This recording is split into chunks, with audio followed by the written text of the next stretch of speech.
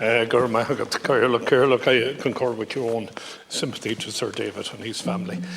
Deputy Leader, on Thursday afternoon or Thursday evening early, I called to my grandchildren, and I know you have young children yourself.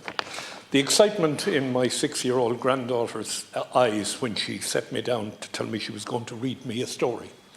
And she read me the story, and the 4-year-old sat beside her, and the excitement in her watching her sister reading was something to behold. Missed a lot of that with my own kids, but it was really something else. So why am I bringing this up today? On the 19th of August at the United Nations Security Council, Ireland and Mexico urged the Security Council to place the utmost priority on protecting and vindicating the rights of the Afghan women and girls in all decisions and actions on Afghanistan's future. They jointly outlined the actions the Council must take. They said the Security Council must unite and express clearly its rejection of these assaults on the rights of women and girls.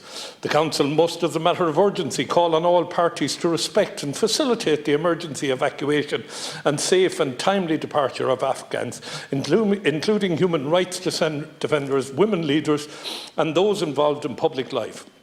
Women's rights activists, peace builders and journalists who wish to leave the country.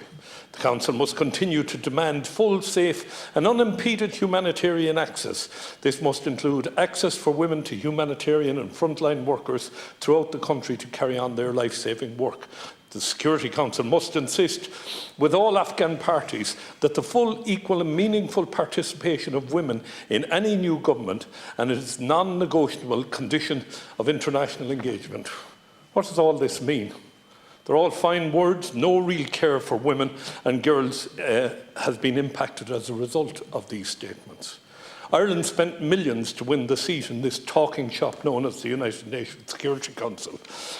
But with permanent members who can literally veto anything they wish to defend their national interests, to uphold something of their foreign policy, or in some issue of particular importance to the state. The use of the veto by Russia and China rose considerably since 2012, with the conflict in Syria accounting for the bulk of these. Since 2011, Russia has cast 19 vetoes, 14 of which were on Syria, 2 on the conflict in the Ukraine, and 1 on the Yemen.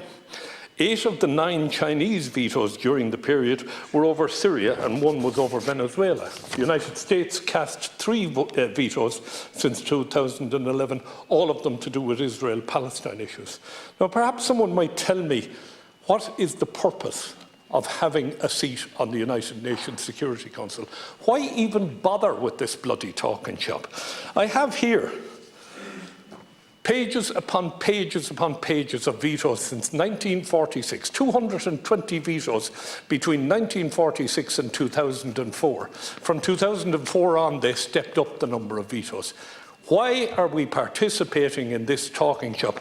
How has this talking shop helped the women of Afghanistan today who are prevented from what my granddaughter takes for granted?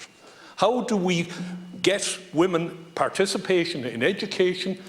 Can you even begin to imagine what it's like for a young girl who had 3 or 4 years schooling to now not have it, or for a young woman who had been in university and maybe had 1 or 2 years university education and suddenly it's gone? Talk is cheap. And at the end of the day, I see nothing practical, no practical steps being proposed by Ireland in any way. So our presidency of the United Nations Security Council is meaningless when you can have anything we say vetoed. I would love a debate on this in the near future. Thank you, Senator.